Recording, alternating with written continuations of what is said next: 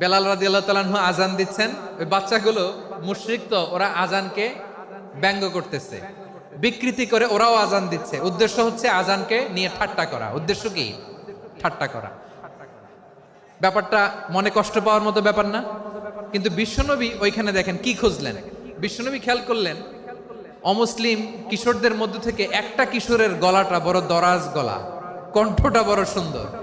খেয়াল করে দেখলেন যে কিছু কিশোর বেলালের আজানকে ব্যঙ্গ করে, বিকৃতি করে, কিন্তু একজনের কণ্ঠ দেখতে পাচ্ছেন না এত দূরে, কিন্তু কণ্ঠটা বড় সুন্দর, দরাজ গলা। বিশ্বনবী সাহাবীদেরকে বললেন, ধরো এগুলারে, ধরো।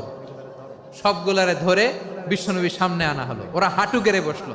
বিশ্বনবী বললেন, তোমাদের মধ্যে কে যেন ব্যঙ্গ করে আজান দিচ্ছিল, তার গলাটা বড় উঁচু, গলার বেসটা বড় মজবুত, মেলোডিয়াস, সুমধুর কণ্ঠ, কে?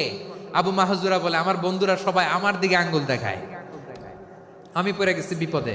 রাসূল সাল্লাল্লাহু আলাইহি ওয়াসাল্লাম বাকি অমুসলিম তরুণদেরকে ছেড়ে দিলেন, বললেন তোমরা যাও। এবার আবু মাহজুরারে পাইছে।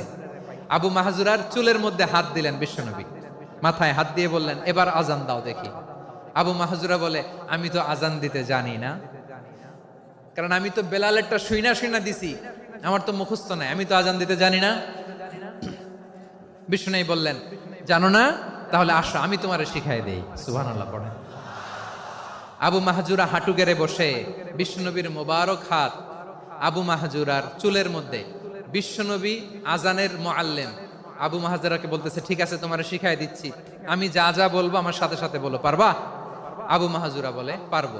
বিশ্বনবী আজান দিচ্ছেন মাথায় হাত দিয়ে, আল্লাহু আকবার, আল্লাহু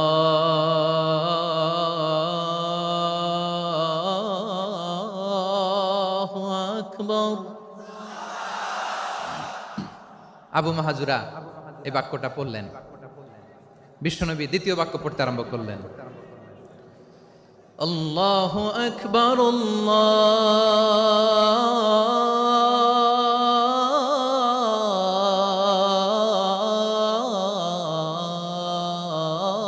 আল্লাহু আকবার। আবু মাহজুরা এই বাক্যটা বললেন।